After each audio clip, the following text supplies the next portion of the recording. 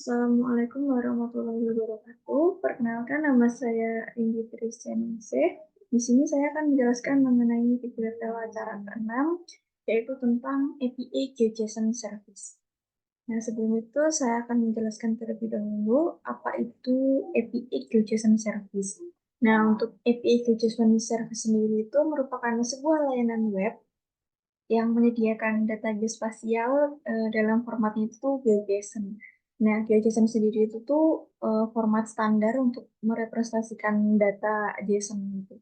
Nah, JSON sendiri yaitu JavaScript Object Notation. Nah, dengan menggunakan JSON ini, maka nanti kita dapat mengakses data geografis seperti titik, garis, dan juga poligon.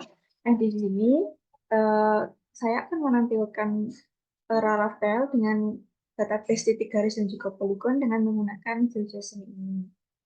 Sebelumnya saya akan menjelaskan terlebih dahulu untuk pembuatan titik saja, untuk garis dan poligon nanti sama untuk step-stepnya. Nah, di sini ada point controller. Nah, saya terlebih dahulu akan menjelaskan di bagian point controller ini. Nah, untuk di atas ini tuh ada PHP. Nah, untuk ini sendiri itu tuh merupakan bahasa yang akan kita gunakan, yaitu bahasa PHP-nya gitu. Nah, terus untuk namespace app hotel controller sampai bawah, sampai request itu tuh digunakan untuk mendefinisikan namespace-nya untuk kelas point controller ini. Gitu. Nah, ini di sini ada point. Nah, terus setelah itu juga ada di sini ada kelas point controller extend controller ini. Nah, itu tuh digunakan untuk mendefinisikan kelas point controllernya. Kelas point controller ini tuh merupakan turunan dari kelas controller yang bawaan dari Laravel yang kita gunakan untuk menampilkan petanya. Nah, terus setelah itu kita juga menggunakan variabel dollar points, this point tuh di ini variabel dollar this points ini tuh digunakan untuk konstruktor kelasnya itu buat membuat instance baru dari model points-nya gitu. Nah, terus setelah itu kita akan membuat fungsi indeksnya itu untuk menampilkan daftar titik. Jadi kita menggunakan nama points. Ini points. Nah, nanti di dalamnya itu ada description-nya, typo, geometrinya, pakai geom, terus properties-nya, ada nama, ada deskripsi, dibuat dan juga update-nya di tanggal berapa, jam berapa gitu. Nah, terus di sini itu juga ada ini respon response. Setelah itu kita juga akan membuat route, tapi itu nanti di API PHP. Nah, saya akan menjelaskan bagian point controller aja dulu. Terus setelah itu tuh ada membuat JSON di API-nya, JSON points. Di sini juga itu tuh untuk membuat tadi titik titik titik garis dan poligon jadi menggunakan JSON. Nah, terus setelah itu ada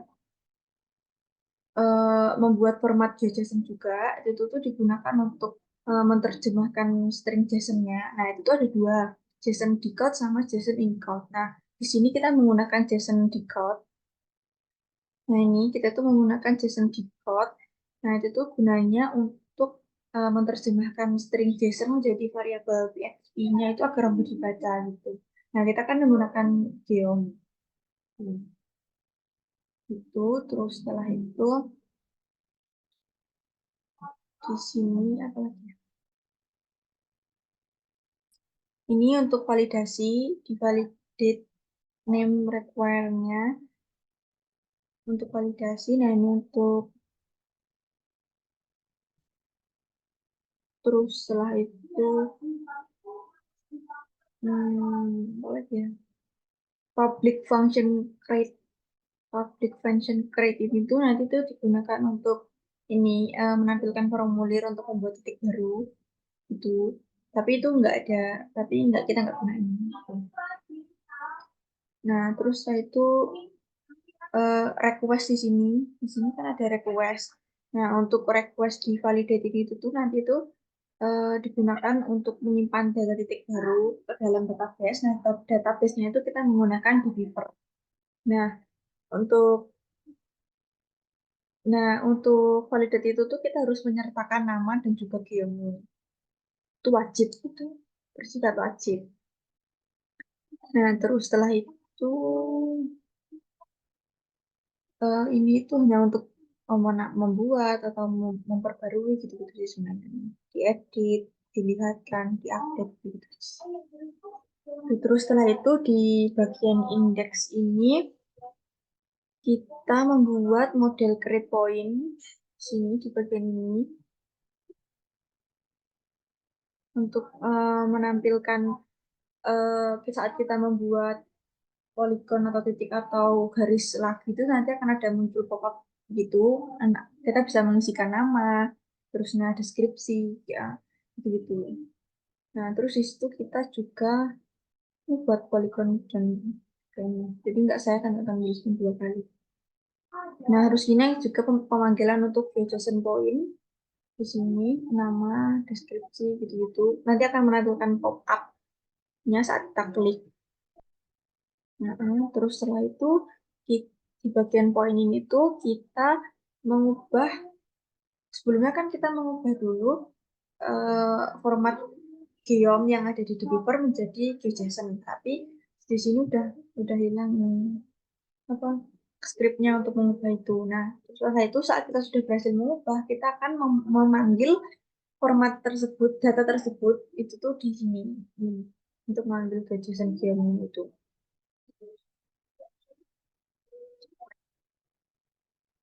Jadi di sini saya akan menampilkan parameter yang sudah kita buat, yaitu di sini ada poin, polyline, dan juga polygon. Nah, ini ini untuk poin, ini untuk polyline, dan juga untuk polygon. Nah, data-data ini itu mengikuti dari database-nya. Nah, di sini ada database-nya. Itu, nah untuk pop-up tadi itu nah munculnya seperti ini. SP, SP begitu. Nah, nanti saat seperti itu.